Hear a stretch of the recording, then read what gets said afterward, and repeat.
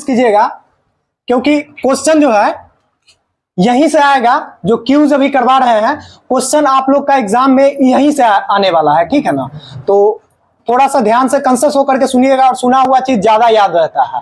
कंसस होकर सुनिएगा, बताइएगा। तो पंडित शिव कुमार शर्मा जो है किस वादक के प्रसिद्ध वादक हैं? संतूर बजाते हैं, वो संतूर बजाते हैं। पंडित शिव कुमार शर्मा का संबंध किससे है? संतूर वादन से है। बताइएगा। तो राज्यसभा के 1/3 सदस्य हर 2 वर्ष पर सेवानिवृत्त हो जाते हैं। कितने सेवानिवृत्त हो जाते हैं? 1/3, यानी कि 3 सदस्य होते हैं, उसमें से 1 सदस्य जो है वो सेवानिवृत्त हो जाते हैं। और ऐसा होता है हर एक 2 साल के बाद, ठीक है ना। इसको अच्छे से याद रखिएगा, जब ऑप्शन आएगा तो वहां पे कंफ्यूजन होता है। हर एक 2 साल के बाद 1/3 सदस्य, उसमें ऑप्शन में आपको 2/3 भी देगा। तो देख लीजिए, पहले तो 2 साल हो ही गया है हर 2 साल पे, तो अब क्या होगा? 1/3, यानी कि 3 में से 1 सदस्य 2 साल पर रिटायर्ड हो जाते हैं।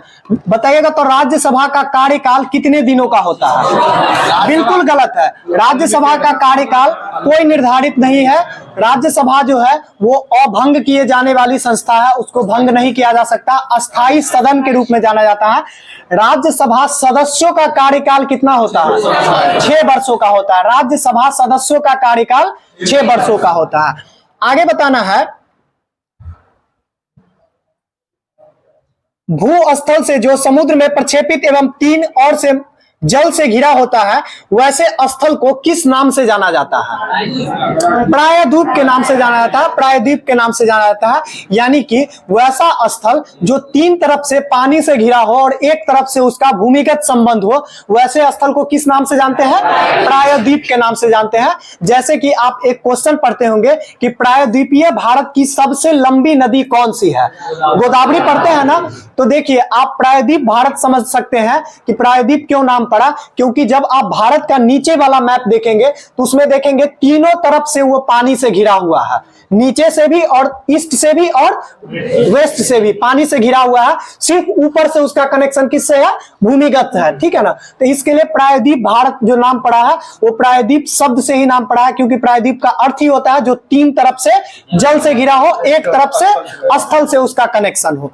आगे बताइएगा, विश्व में एकमात्र तैरता हुआ नेशनल पार्क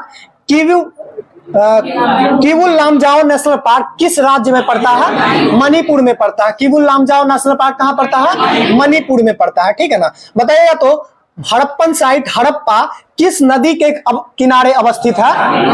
रावी नदी के किनारे अवस्थित है। देखिए, हड़प्पा रावी नदी के किनारे अवस्थित है। बहुत लोगों को याद रहता है, बहुत लोग भूल जाते हैं, ठीक है ना।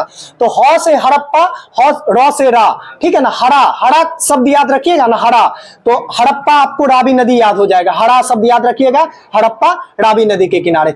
आगे बताइएगा, मोहनजोदड़ो एक प्रमुख साइट है जो किस नदी के किनारे है? सिंधु नदी के किनारे है, ठीक है ना। जितना भी दुरो वाला होगा ना, सारा साइट जो है वो किसके किनारे है? सिंधु के किनारे है, ठीक है ना। चुनहुदरो किस नदी के किनारे है? सिंधु के किनारे ही है, ठीक है ना। मोहनजोदड़ो सिंधु के किनारे है। जितना भी दुरो वाला होगा सब सिंधु के किनारे। आगे बताइएगा। तो आदिवासी शब्द कबीलों के लिए पहली बार प्रयोग किसके द्वारा किया गया था? आदिवासी शब्द का प्रयोग कबीलों के लिए सबसे पहले कौन लोग किए थे? ये महात्मा गांधी थे। महात्मा गांधी के द्वारा आदिवासी शब्द का प्रयोग कबीलों के लिए जो किया गया था, ये किसके द्वारा किया गया था?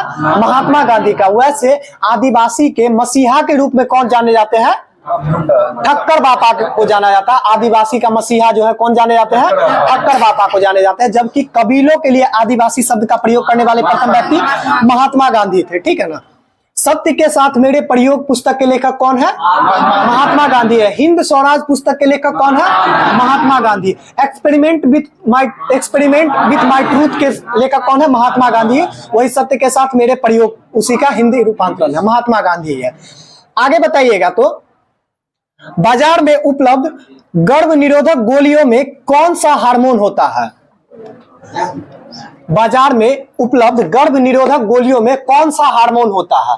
एस्टेरॉयडल हार्मोन होता है। कौन सा हार्मोन होता है? एस्टेरॉयडल हार्मोन होता है। और गर्भ निरोधक गोली का खोज किसके द्वारा किया गया था? पिनकस के द्वारा। बिल्कुल सही है, गर्भ निरोधक गोली का खोज किसके द्वारा किया गया था? पिनकस के द्वारा किया गया था। और अभी जो पूछे हैं गर्भ निरोधक गोली में कौन सा हार्मोन होता है, तो एस्टेरॉयड हार्मोन होता है, ठीक है ना। आगे बताइएगा, दो न्यूरॉन के बीच के जगह को क्या कहलाता है? दो न्यूरॉन जो होता है, मानव जो तंत्रिका तंत्र में न्यूरॉन जो होता है, वो दो न्यूरॉन जब जुटता है तो उसके बीच के स्थान को क्या बोलते हैं? स्नैप्स बोलते हैं। क्या बोलते हैं? स्नैप्स बोलते हैं। दो न्यूरॉन के बीच के तत्व जो जोड़ने वाली जो कड़ी होती है उसको क्या बोलते हैं? जगह को स्नैप्स बोलते हैं। स्नैप्स बोलते हैं। आगे बताइएगा, मानव शरीर की सबसे छोटी कोशिका कौन सी होती है? माइकोप्लाज्म। बिल्कुल गलत है। मानव शरीर की सबसे छोटी कोशिका जो होती है वो शुक्राणु की कोशिका होती है, यानी कि स्पर्म सेल होती है। ध्यान से समझ लीजिएगा, इसमें बहुत कंफ्यूजन होता है। मानव शरीर की जो सबसे छोटी कोशिका होती है वो कौन सी होती है? स्पर्म सेल होती है, यानी कि शुक्राणु की कोशिका होती है। और वही पूछा जाए सबसे छोटी कोशिका कौन सी होती है, तो सबसे छोटी कोशिका होती है जीवाणु की। सबसे छोटी कोशिका होती है जीवाणु की। लेकिन यदि आपके ऑप्शन में माइकोप्लाज्म है, माइकोप्लाज्म, तो माइकोप्लाज्म का कोशिका जीवाणु से भी छोटी होती है और उसका आकार कितना होता है? तो 0.01 mm। कितना होता है? 0.01 mm। यानी कि सबसे संसार की सबसे छोटी कोशिका किस चीज की होती है? माइकोप्लाज्म की। मानव शरीर की सबसे छोटी कोशिका कौन सी होती है? स्पर्म की कोशिका। मानव शरीर की सबसे बड़ी कोशिका कौन सी होती है? बिल्कुल गलत है। मानव शरीर की सबसे बड़ी कोशिका अंडाणु की कोशिका होती है। मानव शरीर की सबसे बड़ी कोशिका अंडाणु की कोशिका होती है। मानव शरीर की सबसे लंबी कोशिका कौन सी होती है? तंत्रिका तंत्र की कोशिका होती है। मानव शरीर की सबसे लंबी कोशिका कौन सी होती है? तंत्रिका तंत्र की कोशिका होती है, जो लगभग 1 मीटर तक लंबी हो सकती है। कितना मीटर तक लंबी हो सकती है? 1 मीटर, यानी कि लगभग 100 सेंटीमीटर तक लंबी हो सकती है। अब ध्यान से बताइएगा, मानव शरीर की सबसे छोटी कोशिका स्पर्म सेल। मानव शरीर की सबसे लंबी कोशिका तंत्रिका तंत्र की कोशिका। मानव शरीर की सबसे लंबी कोशिका तंत्रिका तंत्र की कोशिका। मानव शरीर की सबसे बड़ी कोशिका अंडाणु की कोशिका, यानी कि ओवम सेल जिसको बोलते हैं, अंडाणु की कोशिका जो बोलते हैं, वो मानव शरीर की सबसे बड़ी कोशिका है, ठीक है ना। आगे बताइएगा, और यही पूछता है कि सबसे बड़ी कोशिका किसकी होती है? सबसे बड़ी तो शुतुरमुर्ग के अंडे की कोशिका होती है, क्योंकि वो भी एक प्रकार का ओवम ही है ना। वो भी तो ओवम से निकला हुआ फर्टिलाइज एक एग है, तो ओवम से ही निकलता है। तो उसकी कोशिका जो होती है वो सबसे बड़ी होती है, ठीक है ना। और सबसे बड़ा अंडा भी किसका होता है? वही शुतुरमुर्ग, यानी कि ऑस्ट्रिच का ही अंडा सबसे बड़ा होता है। आगे बताइएगा, दुग्ध उत्पादन के लिए कौन सा हार्मोन जिम्मेदार होता है? ऑक्सीटॉक्सिन। दुग्ध उत्पादन के लिए कौन सा हार्मोन जिम्मेदार होता है? ऑक्सीटॉक्सिन नाम का हार्मोन जो है जिम्मेदार होता है। आप लोग जो कृषि विभाग से होंगे, जो कृषि घर से होंगे, वो लोग जानते भी होंगे, दुधारू पशु जब उसकी बछड़ा नहीं रहती है, मतलब उसकी बच्चा नहीं रहती है और वो दूध देने में कठिनाई करती है, तो डॉक्टर को बुला करके आप एक इंजेक्शन लगाते हैं, जो डॉक्टर बताते हैं कि इसको किसका इंजेक्शन लगाया है? ऑक्सीटॉक्सिन का इंजेक्शन लगाया है, ठीक है ना। तो आपको बताना है कि माता के द्वारा बच्चों को प्यार किया जाना किस हार्मोन की उत्पत्ति के कारण होता है? ऑक्सीटॉक्सिन के कारण ही होता है। ऑक्सीटॉक्सिन के कारण होता है। और दुग्ध उत्पादन भी ऑक्सीटॉक्सिन के कारण ही होता है। आगे बताइएगा, अर्थशास्त्र के जनक किसे माना जाता है? एडम स्मिथ को माना जाता है। अर्थशास्त्र के जनक एडम स्मिथ को माना जाता है। बताइएगा, तो सुएज नहर का निर्माण कार्य कब पूरा हुआ था? बिल्कुल गलत है। सुएज नहर का निर्माण कार्य 1869 में पूरा हुआ था। सुएज नहर का निर्माण कार्य 1869 में हुआ था, जबकि इसका निर्माण 1858 से ही चालू हो गया था। 57 में वहां पे पारित किया गया था कि हम लोग एक नहर बनाएंगे, और उसके हिसाब से 58 में कार्य चालू हुआ और 1869 में जाकर के सुएज नहर का निर्माण कार्य पूरा हुआ। ऐसा ही सबसे एकदम मिला जुला क्वेश्चन आपसे पूछेगा कि सुएज नहर का निर्माण कार्य कब पूरा हुआ, तो 1869 में कार्य पूरा हुआ। आगे बताइएगा, भारत में सबसे बड़ी महाद्वीपीय सेल कौन सी है? महाद्वीपीय सेल्फ कौन सी है? तो आंध्र प्रदेश, ठीक है ना। आंध्र प्रदेश है। भारत की सबसे बड़ी महाद्वीपीय सेल्फ कौन सी है? आंध्र प्रदेश है, ठीक है ना। आगे बताइएगा, हर्यक राजा बिंबिसार की राजधानी कहां थी? राजगिरी थी। हर्यक राजा बिंबिसार की राजधानी कहाँ थी? राजगिरी थी, ठीक है ना। और हर्यक वंश के संस्थापक कौन थे? हर्यक वंश के संस्थापक बिंबिसार ही थे ना। हर्यक वंश के संस्थापक बिंबिसार ही थे, ठीक है ना।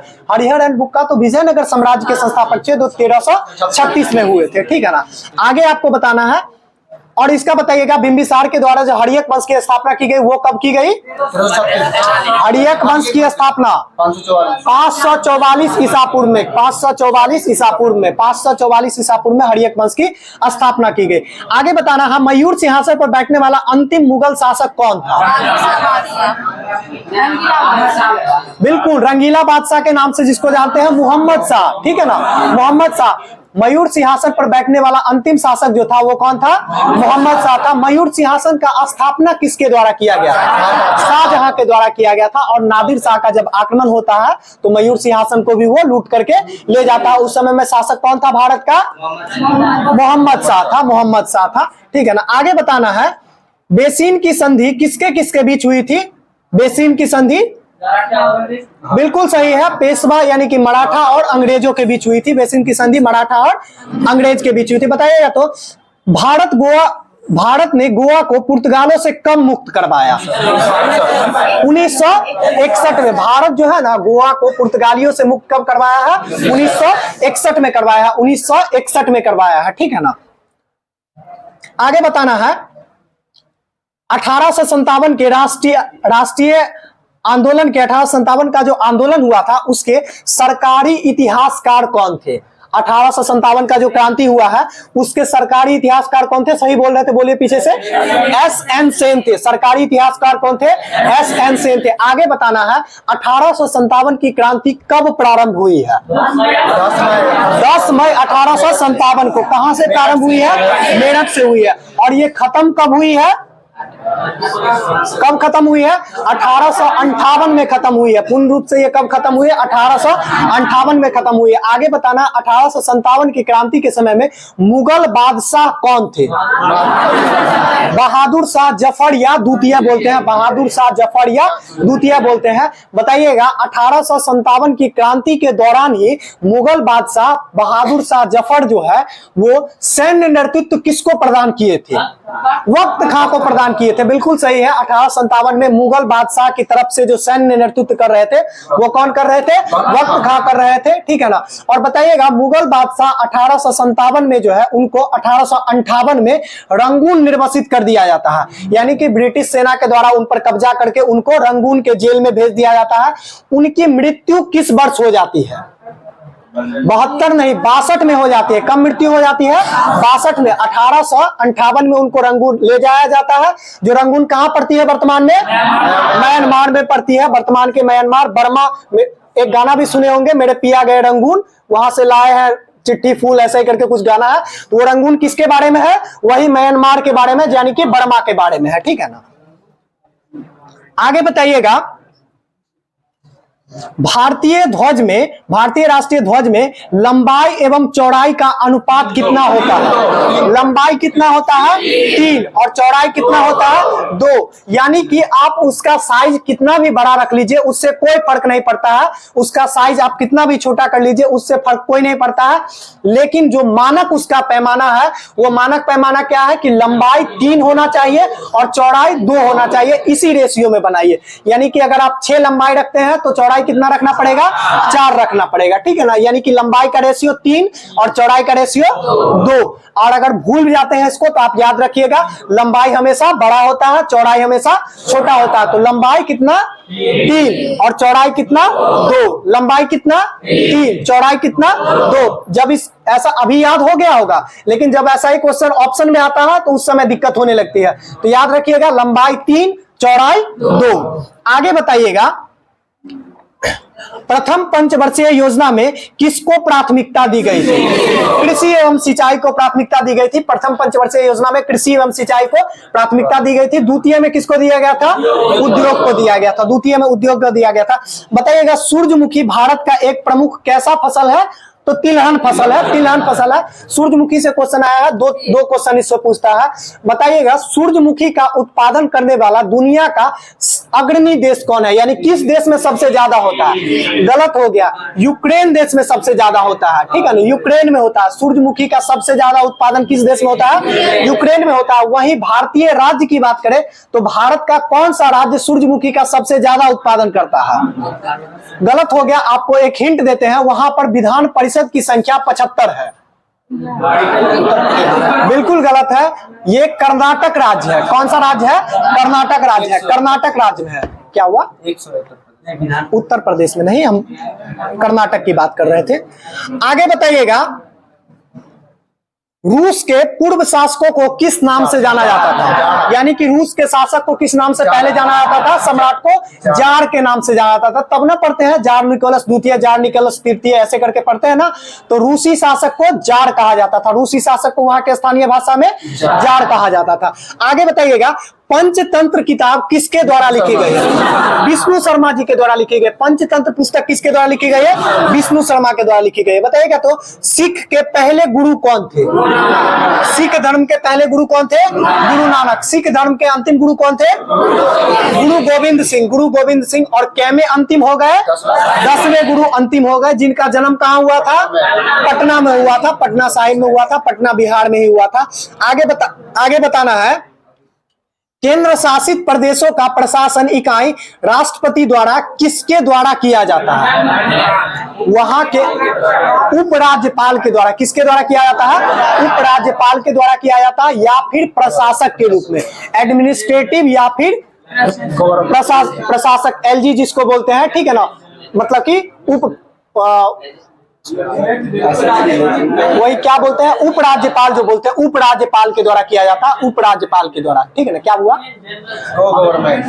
वही लेफ्टिनेंट गवर्नर, एलजी बोलते हैं, लेफ्टिनेंट गवर्नर बोलते हैं उसको। आगे बताइएगा प्रसिद्ध राजा हर्षवर्धन की जीवनी हर्षचरित किसके द्वारा लिखी गई? बाणभट्ट के द्वारा। हर्षचरित के लेखक कौन है? बाणभट्ट। हर्षचरित के लेखक कौन है? बाणभट्ट। ऐसा क्वेश्चन आप लोग को गारंटेड है कि बिहार पुलिस में पूछा ही जाएगा। ये सब जो क्वेश्चन है, ये सब अभी आसान लग रहा है इसलिए क्योंकि आप यहाँ क्लब आए हैं और इस क्वेश्चन का प्रैक्टिस कर रहे हैं। जो क्लब से बाहर है उनसे पूछ करके देखिएगा, उनके मुंह से निकलेगा ही नहीं, और आप लोग के सबके मुंह से निकल रहा है। हर्षचरित के लेखक कौन है? बाणभट्ट है। ये सब बहुत आसान क्वेश्चन की श्रेणी में आता है और पूछा जाता है बार बार। आगे बताइएगा देवदार पेड़ भरतपुर मात्र हिमालय किस प्रदेश में पाया जाता है? देवदार का पेड़ जो है ना भरपूर मात्रा में कैसी प्रदेश में पाई जाती है? हिमालय प्रदेश में पाई जाती है, ठंड प्रदेश या फिर हिमालय प्रदेश में पाई जाती है देवदार पेड़ का। बताइएगा तो सभी अम्लों का प्रमुख तत्व क्या है? हाइड्रोजन है। बिल्कुल सही है, सभी अम्लों का जो प्रमुख तत्व है वो कौन सा है? हाइड्रोजन है। और हाइड्रोजन के सांद्रता से ही ना अम्ल का हम क्या चीज ज्ञात करते हैं? पीएच स्केल तो ज्ञात करते ही है, उसका प्रबलता भी ज्ञात करते हैं कि कौन सा प्रबल कैसा है और कैसा नहीं है, ठीक है ना। वो हाइड्रोजन के ही मतलब उसके सैचुरेशन से ज्ञात करते हैं। आगे बताइएगा तो पृथ्वी का व्यास कहां पर सर्वाधिक होगा? नहीं, बिल्कुल गलत है। ध्यान से सोचिए ना, पृथ्वी का व्यास सबसे ज्यादा कहां पर होगा? विषुवत रेखा पर, विषुवत रेखा पर। क्योंकि आप लोग पढ़ते हैं पृथ्वी कैसा है? थोड़ा सा चपटा है, तो थोड़ा सा चपटा है तो ऊपर से तो कम होगा, लेकिन इधर तो फैलाव ज्यादा होगा ना। और विषुवतीय रेखा उसी रेखा को कहते हैं जो बीचों बीच गुजारी जाती है, ठीक है ना, जो बीचों बीच भूमध्य रेखा से जो गुजारी जाती है। भूमध्य रेखा कहिए, मेडिटेरियन कहिए, या फिर विषुवत रेखा कहिए, बीच से जो गुजरने वाली रेखा होती है उसको क्या बोलते हैं? यानी कि पृथ्वी को जो दो भागों में बांटने वाली रेखा होती है वही विषुवतीय रेखा, और वहीं पे ना व्यास सबसे ज्यादा होगा। भूमध्य रेखा से ऊपर वाली रेखा को बताइएगा किस नाम से जानते हैं? कर्क रेखा के नाम से। कर्क रेखा, कर्क रेखा उत्तर की तरफ जो ऊपर होती है वो कौन सी रेखा होती है? कर्क रेखा होती है। और जो दक्षिण में होती है वो कौन सी? नीचे होती है, मकर रेखा होती है, मकर रेखा होती है। ठीक है, आगे बताइएगा तुलुप वंश के संस्थापक कौन थे? बिल्कुल सही है, वीर नरसिंह थे, वीर नरसिंह थे। तुलुप वंश के संस्थापक कौन थे? वीर नरसिंह थे। तुलुप वंश के प्रतापी शासक के बारे में जानते होंगे, कृष्णदेव राय। कृष्णदेव राय, कृष्णदेव राय का संबंध किस वंश से था? तुलुप वंश से, जिसके संस्थापक कौन थे? वीर नरसिंह थे। देखिए विजयनगर साम्राज्य में टोटल 4 राज्य किया है, ठीक है ना। 4 मतलब वंश शासक किया है। विजयनगर साम्राज्य में कितने शासक? शासक तो बहुत सारे हो जाएंगे, कितने वंश ने शासन किया है? 4 वंश शासक किया। सबसे पहले 1336 से स्टार्ट करते हैं। 1336 में संगम वंश की स्थापना कौन करते हैं? हरिहर और बुक्का नाम के 2 स्वतंत्र भाई करते हैं। अच्छा क्वेश्चन बताइएगा, उसी समय जिस समय 1336 में हरिहर एंड बुक्का विजयनगर साम्राज्य की यानी कि संगम वंश की स्थापना कर रहे होते, उस समय दिल्ली सल्तनत पर किसका शासन चल रहा था? नहीं, गयासुद्दीन तुगलक नहीं, मोहम्मद बिन तुगलक का शासन चल रहा था, एमबीटी का शासन चल रहा था। तो देखिए पहला वंश कौन सा हो जाएगा? संगम वंश। दूसरा वंश कौन सा हो जाएगा? सुलूब वंश। सुलूब या सालूब जो कह लीजिए, सुलूब या सालूब जो कह लीजिए, सुलूब वंश। और तृतीय वंश कौन सा हो जाएगा? तुलुक वंश हो जाता है। तृतीय वंश तुलुक, और चौथा हो जाता है अराबीडू वंश। चौथा कौन सा हो जाता है? अराबीडू वंश, ठीक है ना। तीनों चारों को 1-2 बार रिपीट कीजिएगा, याद हो जाएगा। और कभी कभी क्रम भी पूछ लिया जाता है कि पहले कौन सा वंश और बाद में कौन सा वंश। तो पहले कौन सा वंश? संगम, दूसरा सुलूक, तीसरा तुलुक, चौथा अराबीडू, ठीक है ना। संगम, सुलूक, तुलुक, अराबीडू। और इसी में विजयनगर साम्राज्य में जो कृष्णदेव राय प्रतापी शासक हुए उनका संबंध किस वंश से था? तुलुक वंश से था। चलिए आगे बताइएगा। दिल्ली के लाल किले का निर्माण किसके द्वारा करवाया गया? शाहजहां के द्वारा। दिल्ली के लाल किले का निर्माण किसके द्वारा करवाया गया? शाहजहां के द्वारा करवाया गया। बताइएगा तो विश्व स्वास्थ्य संगठन की स्थापना किस वर्ष की गई? 1948 में। बिल्कुल सही है। WHO जिसको बोलते हैं, वर्ल्ड हेल्थ ऑर्गेनाइजेशन, उसकी स्थापना किस वर्ष की गई? 1948 में की गई। और किस तिथि को की गई? 7 अप्रैल को की गई। और इसी के लिए 7 अप्रैल को हम लोग विश्व चिकित्सा दिवस किस तिथि को मनाते हैं? 7 अप्रैल को ही मनाते हैं, ठीक है ना। विश्व होम्योपैथिक दिवस किस तिथि को मनाते हैं? 10 अप्रैल।